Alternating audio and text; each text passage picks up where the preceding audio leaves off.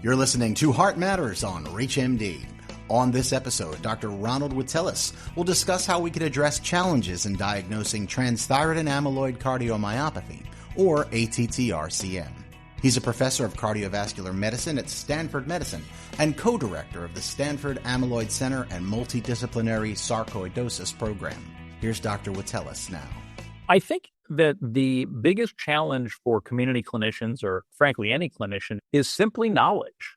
It's not a difficult diagnostic pathway to implement. 3 lab tests, 2 blood, 1 urine lab test that can be done in one trip to the lab, plus a nuclear medicine test that's easy to perform, inexpensive, and widely available. Ultimately, this is a disease that, though not common like coronary artery disease, is really not a truly rare disease. So I think there's enough patients with this that if we do our job right from an education standpoint, this should be something that community cardiologists are comfortable diagnosing and even starting treatment for.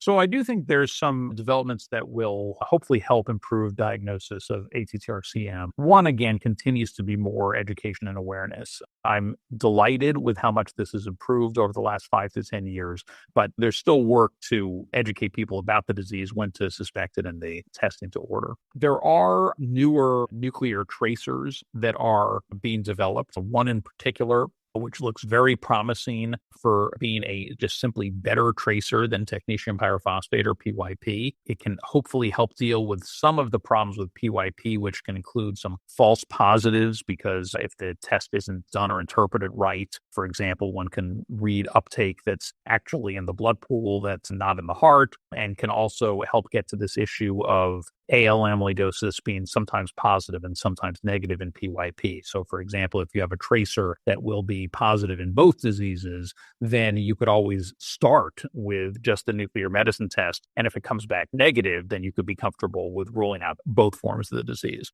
I'd say those are the 2 big things: more education and better nuclear tracer. That was Dr. Ronald Witteles talking about how we can address gaps in ATTR-CM diagnosis. To access this and other episodes in our series, visit Heart Matters on ReachMD.com, where you can be part of the knowledge. Thanks for listening.